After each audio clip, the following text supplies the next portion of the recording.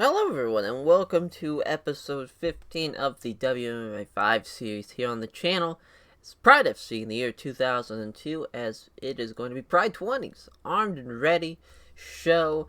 As before we can do that, we have some very exciting news here as we go with, we got some extensions and whatnot, but we have two big signings. Bob fucking Sapp is in Pride. That's going to be fucking awesome. Bob Sapp's the goddamn man. But we also stole Chuck Liddell from the UFC, so that is huge. As Chuck Liddell, obviously, probably the biggest name UFC has at this time, and we have stolen him away from the UFC, like we've done to so many people in the past. As Carlos Newton also left Team Tompkins, so that's what's new. As Guy Metzger got hurt during training, but he's fine. He can still fight, so that's nice. And then Frank Mir's been approached by Pancrase. So that's interesting. We have to check up on that and maybe become a big star and we can scoop him up as well. We're just kind of, that's where we're at right now, as we've re-signed pretty much everybody, even guys we shouldn't, like Masasaki Sataki and Akira Shoji and whatnot, but eventually we'll cut them loose and we'll get everybody rocking and rolling. We even have Stephen Quattros, who we don't even need because we don't even use him. We're just, we're just keeping people at the sake of keeping them at this point. We're being a real piece of shit. But that's just kind of where we're at right now. So, yeah, that's where we're at. Armed and Ready shows, you can kind of see we're obviously going to be looking at that. But we have pretty much a lot of shows. I don't think I've had this many shows lined up, but we just have so many people now I can do this. As this is the Shockwave show. Obviously, this is the biggest show in Pride history. As this is a little bit different, though. We got Mirko Krokop and Kazuki Fujita and Bob Sapp and Nobuhiko Takada as our main and co-main. Very different to what the actual Pride FC show was, as the Pride FC Shockwave show was the combination of K1 and Pride FC coming together. It was at the Tokyo National Stadium, in front of 98,000 fucking people. It's nuts. Crazy. The biggest event I think that's ever been done for MMA. Happened there. As it was in August, but this time we're doing it in July. I don't think we're gonna have that many people in this.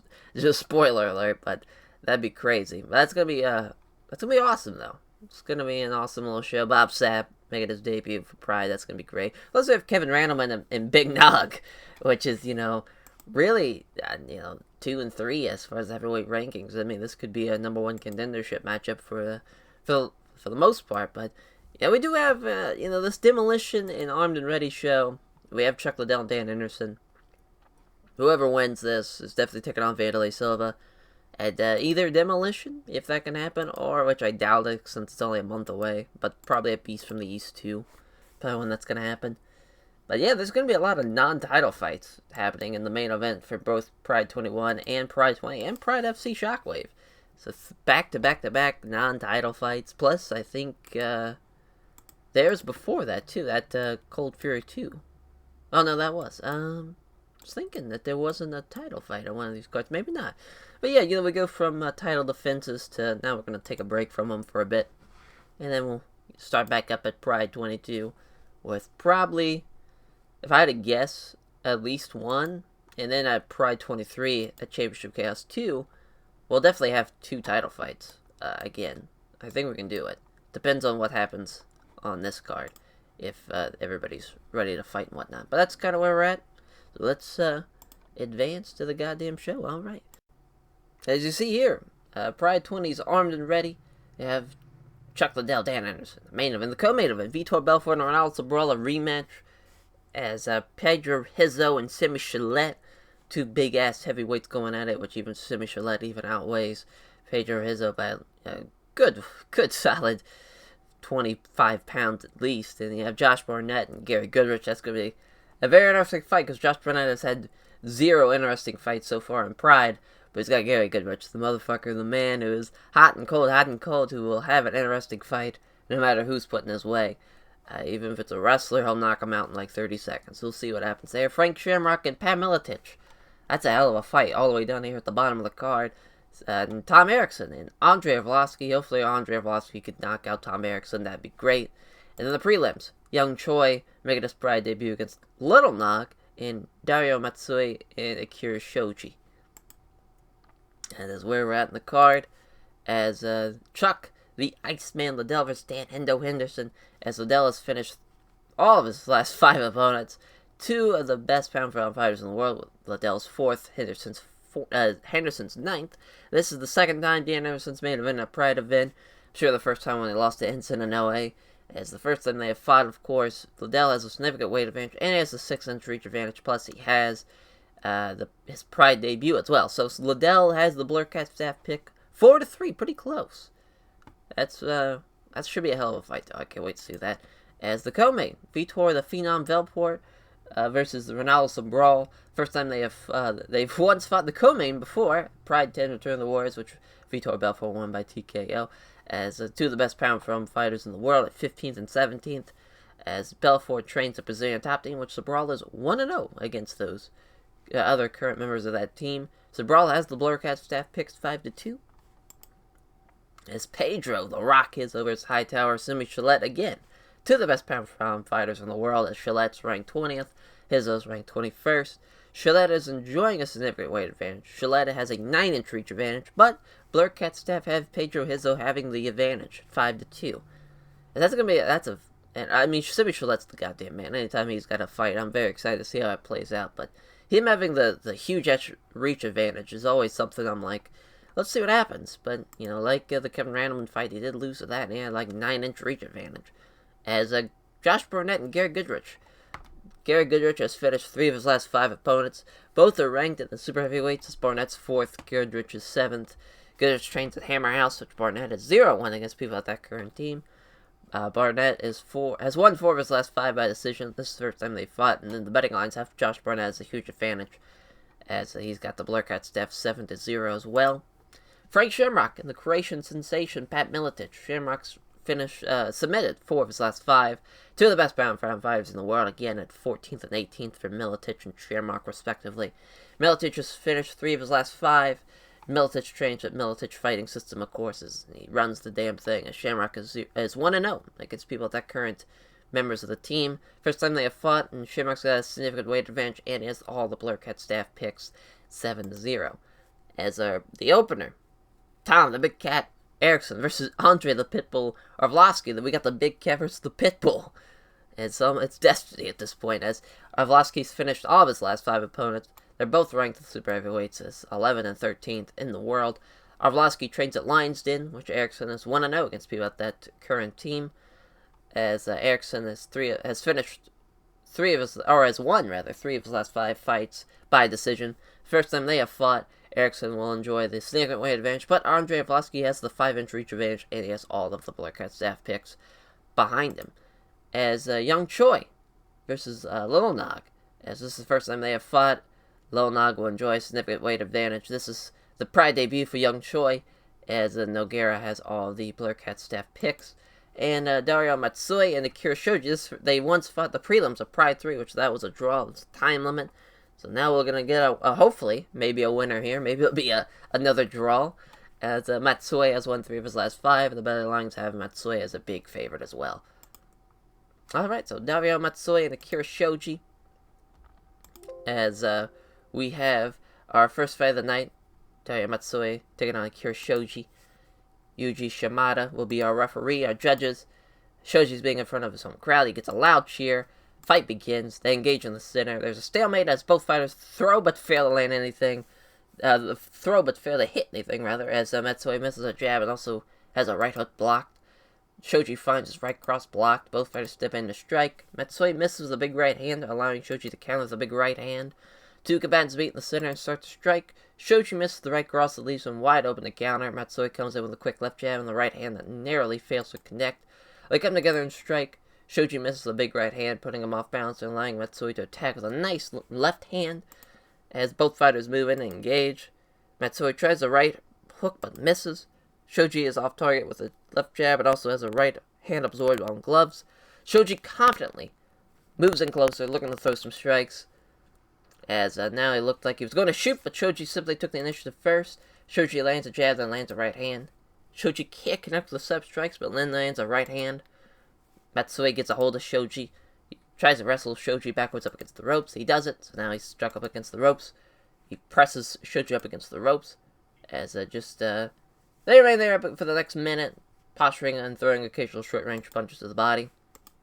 Again, Just neither fighter being able to improve their position and generate any advantage. There we go. Now we bring the fighters back to the center. Halfway mark of the round. Shoji throws a punch, but Matsui was equal to it.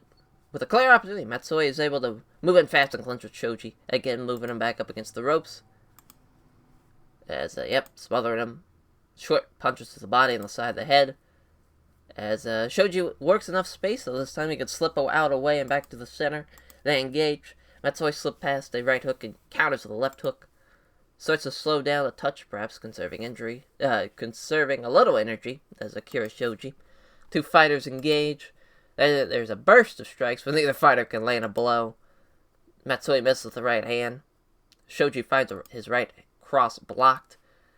They engage with strikes, but neither lands anything worthwhile. Shoji throws a two-punch combo, but Matsui avoids both of them. Coming in, looking to strike, Matsui backing off, hits a weak left hand.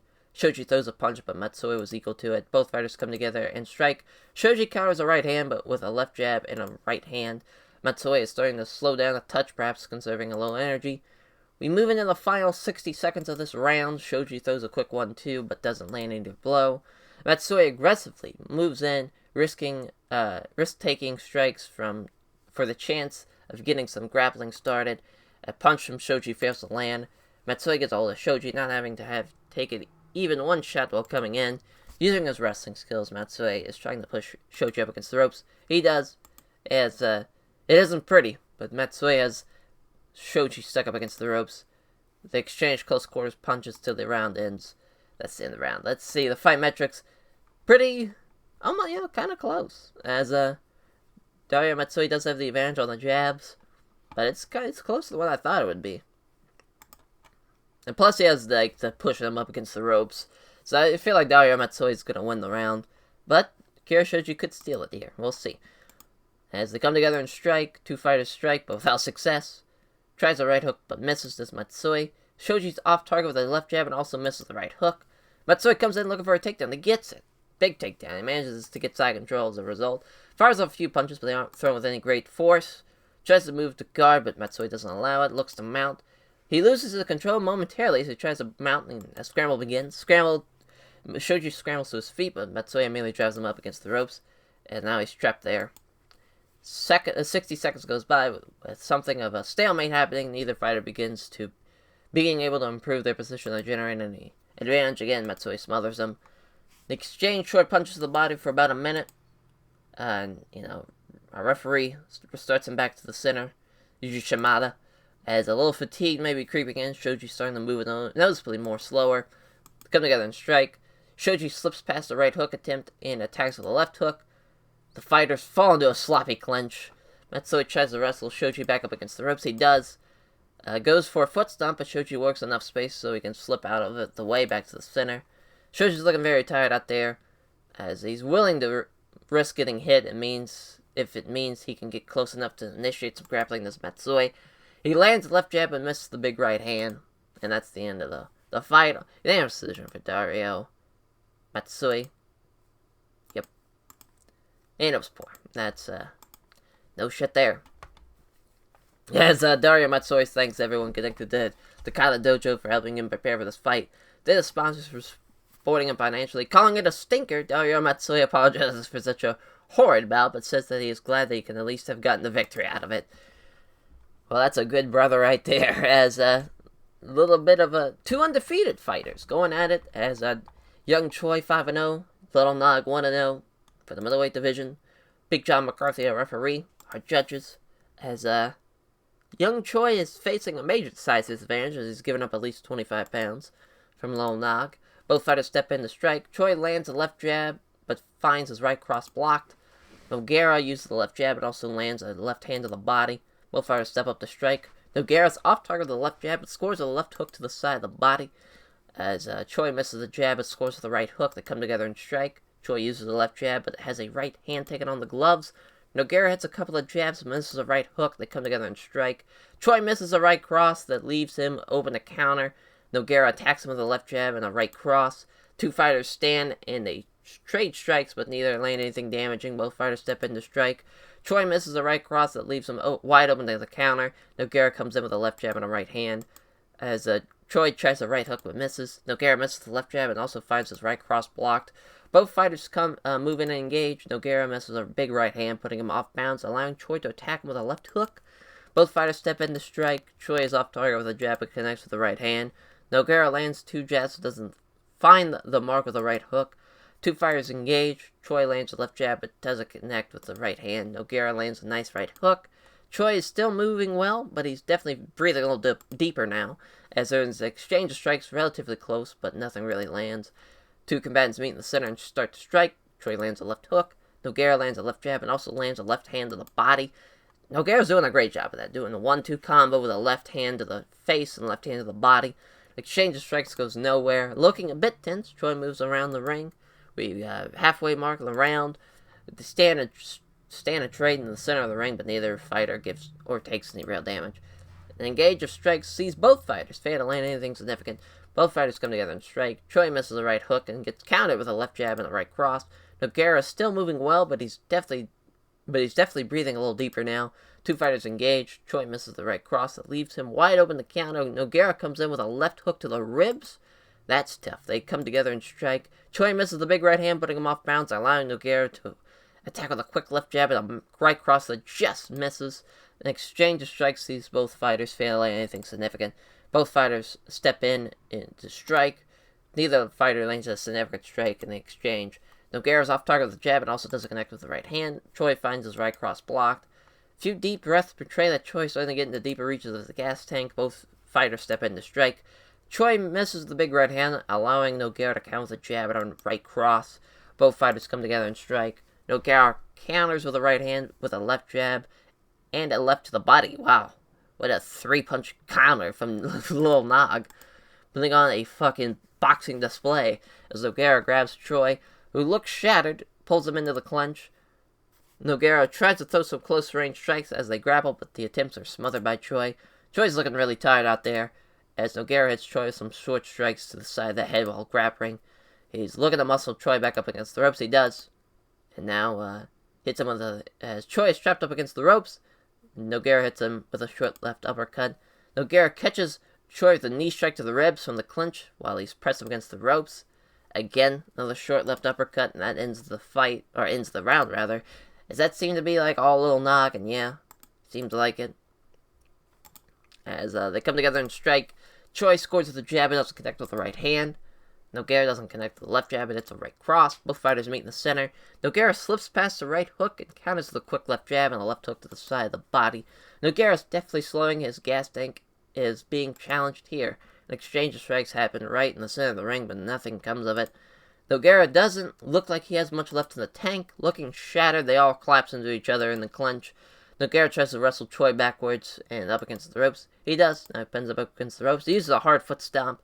He pins Choi up against the ropes using Dirty Boxy to inflict some damage. Another hard stomp on the foot. Knee strike to the thigh. Smothers him and stomps down on his foot again. Some more Dirty Boxing from Lil Nog. Is now halfway into the round. Some more Dirty Boxing inflicts some damage. Choi seems to be fighting against exhaustion. He hits a nice short uppercut. Big John McCarthy breaks him up as they come together and strike. Uses the left jab, but fails on a hook attempt to the body. A 2-punch combo. A quick left to a straight right from young Choi. 2 fighters engage. From the look of things, I don't think Nogueira has much energy left. They engage in the center. Nogueira misses the right hook and leaves himself open to be countered with a nice left hand. The fighters, both of whom look very tired, fall into a ragged clinch. A minute left in the fight. Nogueira hits Choi with some short strikes to the side of the head while grappling. Tried to throw some short, close range strikes as they grapple, but the attempts are smothered by Choi. Trying to pin Choi up against the ropes. He does so. As attempts to hit a knee to the thigh, but Choi tightens his clinch, and that's the end of the fight. Unanimous decision, Lil Nog. Yep. It's rated average. 5-1 for young Choi, 2-0 for Lil Nog. Hell yeah. So now on to the main card, the opener. We have the Big Cat Erickson versus Andre, the Pitbull Arlovski, plus 240, minus 310, 12-1, 2-1, 6-2, 6'3", 265, 6'4", 235. Some big men going at it. Big John McCarthy, our referee, our judges, as 30 pounds, at least, on Andre Arlovski. That's Tom Erickson. Round 1 begins with an offer to touch gloves is completely ignored by Andre Arlovski. Arlovski comes in on Erickson, looking to unleash some strikes. He fails to find home his jab, but then lands a big right hand. Erickson had looked like he was angling the grapple, but he couldn't take the initiative. A jab is wide from Arlovski, but then catches Erickson with a crunching right hook. He moves in closer, ready to attack. May have been aiming to get closer, but Arlovski aggressively took the initiative as he hit at the set of left jab, then scores the right cross that landed hard. A jab is wide, then he scores with the right to the body. He's missing the first shot, but he's landed with the second one. But here we go. He lands the first shot, but Erickson evades the big right hand. As Erickson has looked like he was angling to grapple, but he could take the initiative first. A jab is wide. A jab hits home from Erickson, then he lands a big right hand from Arlovski, rather. As Arlovski moves in closer, looking to open up an attack. Erickson may have been aiming to come in and get in close, but Arlovski aggressively took the initiative. Jab is wide from Arlovski, then lands a big right hand. Can't hit the set left jab, then scores another big right hand. As he can't connect with the jab, then catches Erickson with a right hook to the body. Can't hit the setup left jab, then lands a big right, and that rocks him. Finally, Erickson looks unsteady on his feet as he retreats. That last blow may have rocked him, as Arlovski acts fast, moving in and flooring Erickson with a right hand to the jaw. That's a knockdown, as Arlovski moves in quickly, kneeling beside him, as starting to hammer down with the punches. He does. Erickson's taking heavy shot after heavy shot. Big John McCarthy steps in and saves Erickson from taking any more shots, as TKO. Win for Andre the Pitbull Arlovski, 7-2. It's won his last, I think, 5 or 6 fights now. He's been on a fucking tear, to say the least. That's a big-time win for Andre the Pitbull Arlovski over Tom the Big Cat Erickson. What a fight, what a win. As he thanks everyone connected to the line stand for having prepared for this fight, and the sponsors for supporting him financially. As next up, we got Frank Shamrock versus the Croatian sensation, Pat Miletich. As Big John McCarthy stays out there as our referee. Judges, they weighed in the same. It looks like Shamrock has a significant weight advantage now. So here we go. Shamrock lands a left hand. Miletich throws a quick 1-2, but doesn't land either blow. Can't connect with the setup strikes, but then lands a right hand. It looks like Shamrock has been cut under the eye. As Miletich stalks forward, pressuring Shamrock. Miletich moves into the pocket, throws 2 quick punches, but doesn't hit either of them.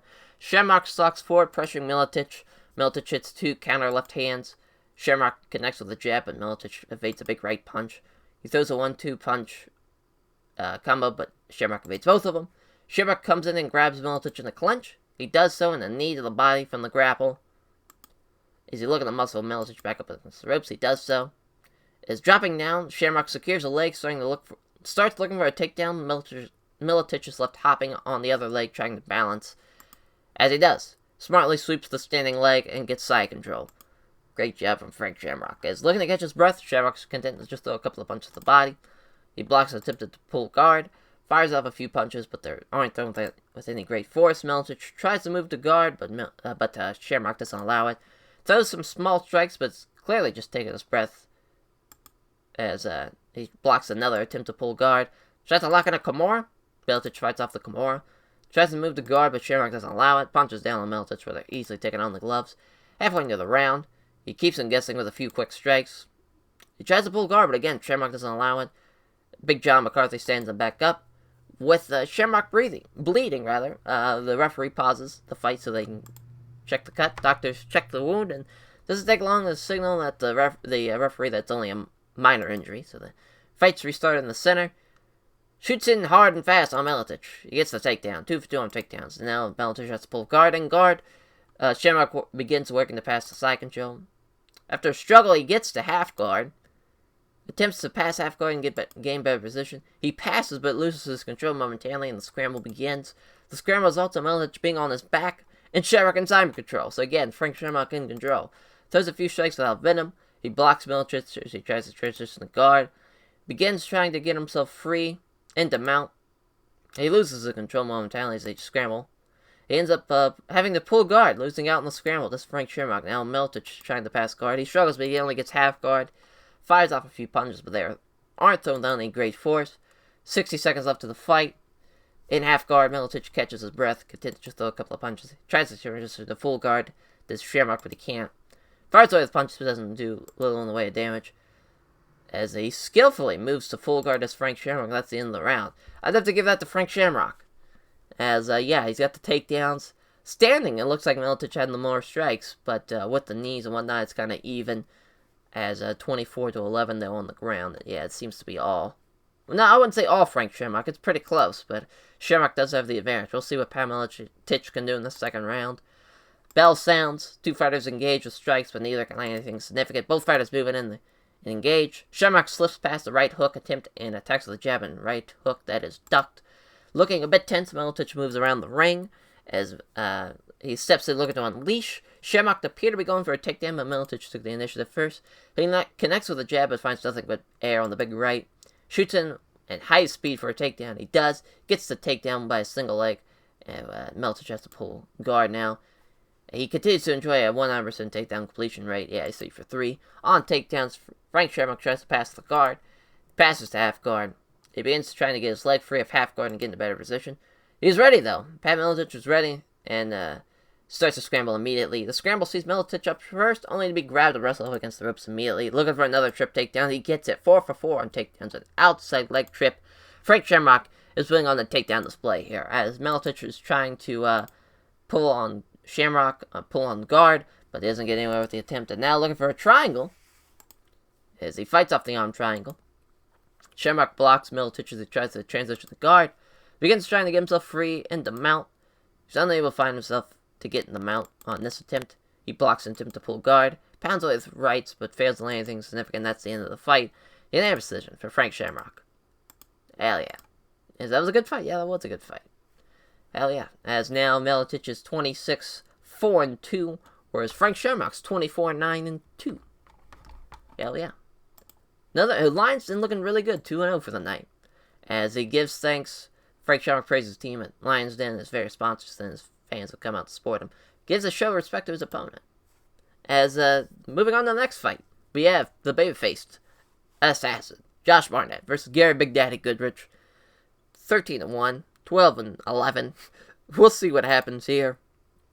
Hideki Nagumo is our referee. Our judges, our opening bell. Fighters touch gloves. Goodridge confidently comes in close. It looked like he was about to shoot for Barnett, but Goodridge was more aggressive and took the initiative. Goodridge throws a punch, but Barnett was equal to it. Barnett shoots in looking for the takedown. He gets a single leg, and Goodridge just pulled guard. Barnett fires off a few punches, but they aren't thrown with any great force. Pounds away with punches, but does minimal damage. Throws some punches, but Barnett leans back to avoid them.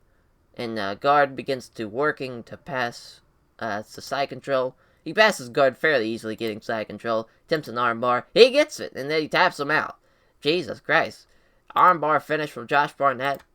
And that was rated great. Way to go, Josh Barnett. As gives a name check to everyone at Minnesota Martial Arts Academy.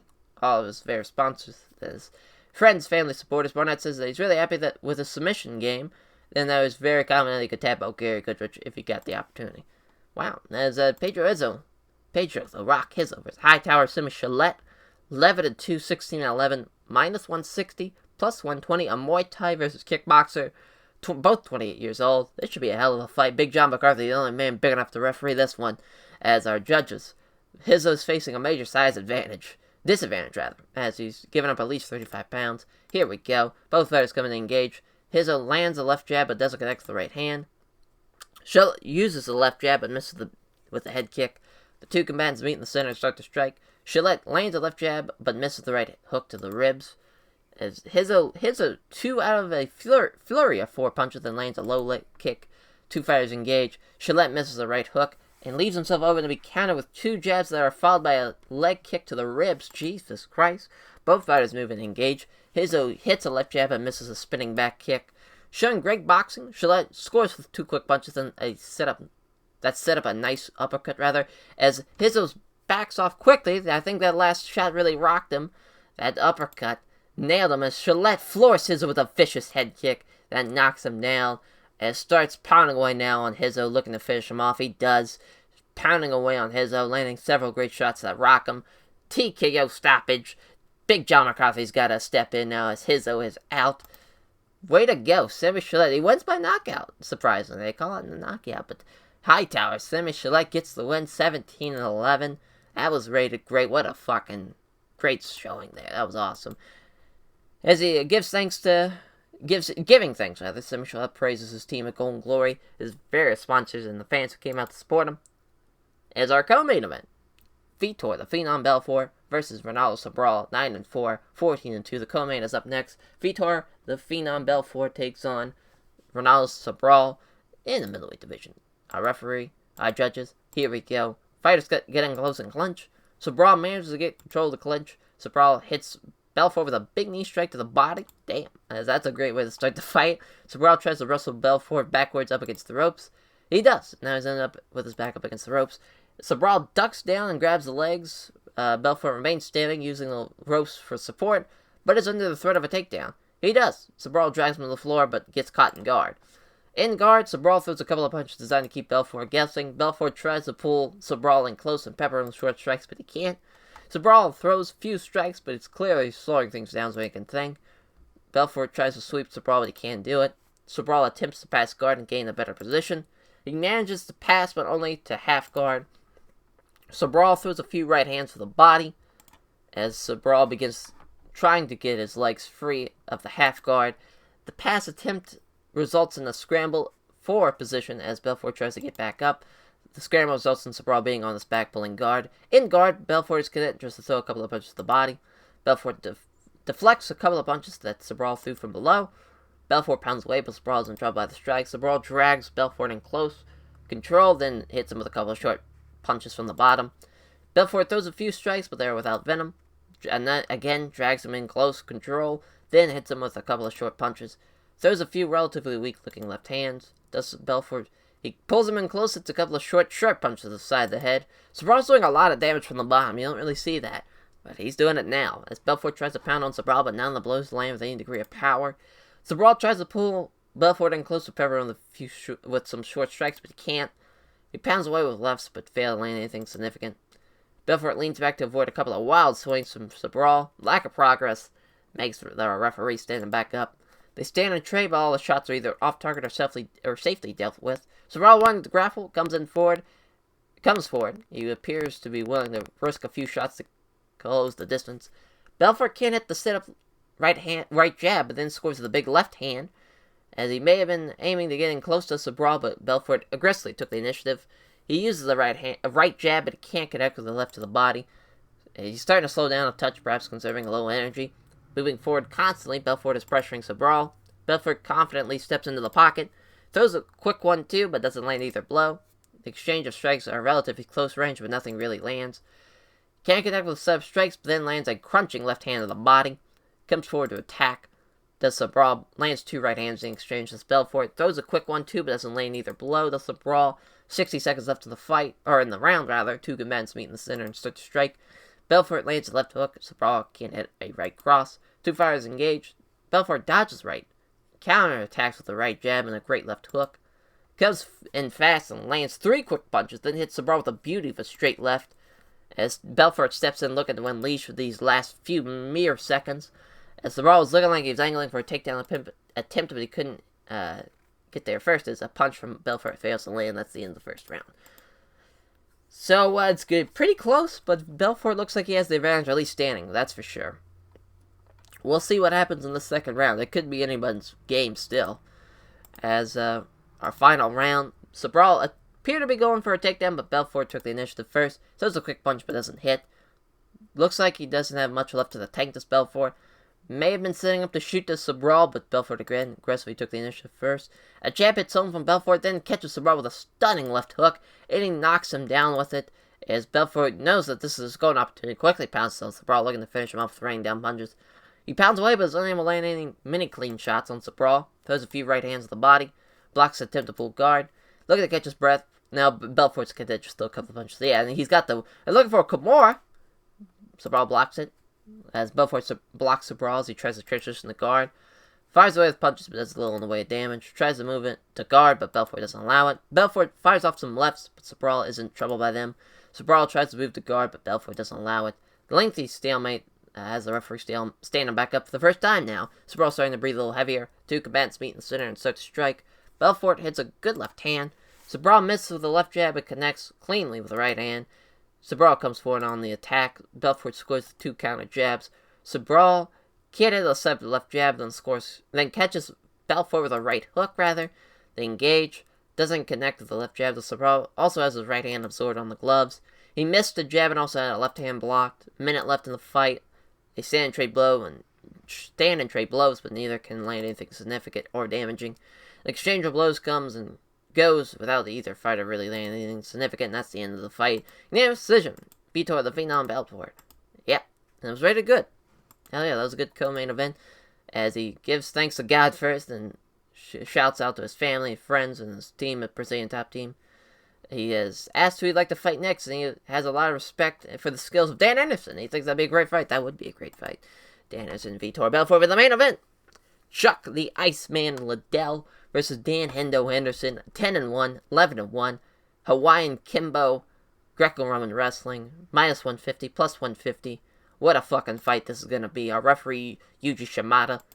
Our ringside judges. They both weighed in at 205, but it looks like Liddell's it's much bigger now. We're underway. They touch gloves. Liddell comes forward on the attack. Henderson throws a counter left, but doesn't connect. Liddell can't connect with setup strikes, then hits Henderson with the beauty of a straight right. He shoots in for the takedown. Henderson gets a hold of a leg, but Liddell remains standing, hopping on the other foot. With Liddell not going down, Henderson settles for pushing him up against the ropes. Henderson uses underhooks to gain solid control and is looking for a takedown. He gets it, as Liddell can't stop being lifted up and he blasted with a Greco-Roman slam. He has left underside control. Henderson bounds away with rights. A couple of heavy shots get through and rock Liddell. Henderson forces Liddell to turn away from the strike, giving up his back. He pounds away, but is unable to inflict much damage on Chuck. Henderson pounds away on Liddell, landing on 7 good shots in the process. Successful in getting both hooks in and seems to be primed for the finish. He pounds away with punches, but can't quite land anything with power. He fights off some right hands, but Liddell is in trouble by them. Again, struggling against Henderson and manages to free himself from the hooks. There we go. And now he's back in increasing trouble as Henderson gets them both hooked in. Pounds away, but Liddell is in trouble by the strikes. Attempts to pull free of the hooks, but Henderson doesn't allow it. Pounds away with punches, but can't quite land anything with any power. Henderson fires off some rights, but Liddell is in trouble by them. As now Liddell again breaking free of the hooks. Henderson pounds away with rights, but doesn't do much of the damage. Henderson blocks Liddell, who tries to roll over. Liddell is in huge trouble now again. Henderson hooks him in for the 3rd time. As again, Liddell breaks free of it. Fires off some rights, but Liddell's in trouble by them. Tries to roll, but Henderson doesn't budge. Again, gets the hooks in. Pounds away, but Liddell's in trouble by the strikes. Again, breaks free. Again, hooks him in. Doesn't land anything with power. And, he loosens both hooks now, does Henderson, but he still has the back. As again, he gets him hooked in, but Liddell deals with the right hands comfortably. Pulls free of the hooks, but still has Henderson on his back. That's Liddell. And again, gets the hooks in. Fires off some right hands. Tries to pound on Liddell, but all the blows are comfortably dealt with. As now he loosens both hooks, but he still has the back, and that's the end of the round. That was all Dan Henderson, but man, that was ugly. That was just him getting hooks in, Liddell fighting off, then hooking him back. It was just constant back and forth, over and over again. It was like Groundhog Day. But now we have their 5 minutes left in the fight. Let's see what happens. Liddell gets shot on right off the rip, but he can't complete the single leg and ends up just standing holding a leg while Liddell hops in place. As with Liddell not going down, Henderson settles for pushing him up against the ropes. He got the underhooks looking to take Liddell to the ground. He does for a trip takedown. Liddell is left on his back under side control. Henderson, catching his breath, just throw a couple of punches to the body. Henderson blocks Liddell as he tries to transition the guard. Henderson throws a few weak-looking punches as he decides on his next move. Henderson blocks the attempt to pull guard. Henderson pounds away with rights, but doesn't do much in the way of damage. Liddell tries to transition the guard, but he can't manage it. Henderson pounds away with rights, but Liddell covers up and only manages to get through a couple. Liddell tries to move to guard, but Henderson doesn't allow it. Halfway into the fight, too. It's all Dan Henderson so far. Pounds away with punches, but can't quite land anything with power. Liddell tries to transition the guard, but he can't manage it. Henderson throws some small strikes, but is clearly just trying to catch his breath. Liddell tries to transition the guard, but he can't manage it. Henderson throws some small strikes, but is clearly just taking a moment to catch his breath. Tries to pull guard on Henderson, but he can't get it. Minute left of the fight. Henderson pounds away with rights, but fails to land anything significant. Tries to introduce the guard, but can't manage it. As the referee stands to back up with 20 seconds left, 7 seconds left now. Jab is wide from Liddell, but then hits Henderson with a beauty of a straight right, and that's the end of the fight. The only thing he could do with 7 seconds left of the fight was hit a beauty of a straight right hand. Unanimous decision for Dan Hendo Henderson. He does.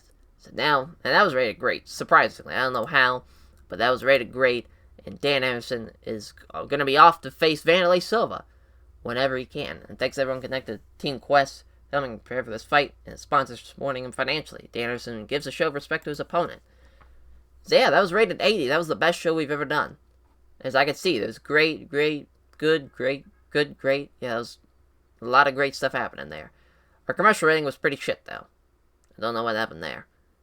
Nonetheless, we had 12,000 people in attendance, almost 13,000 people in attendance.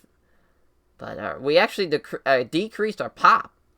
We must not have. I must have fucked up how I broadcasted it. But yeah, that was a great fucking show. Great fucking show. As that will do it for this episode, episode 15. As I will catch you guys, it's pretty much the same. There's nothing really crazy happening. As I will catch you guys next Monday. Take care, everyone.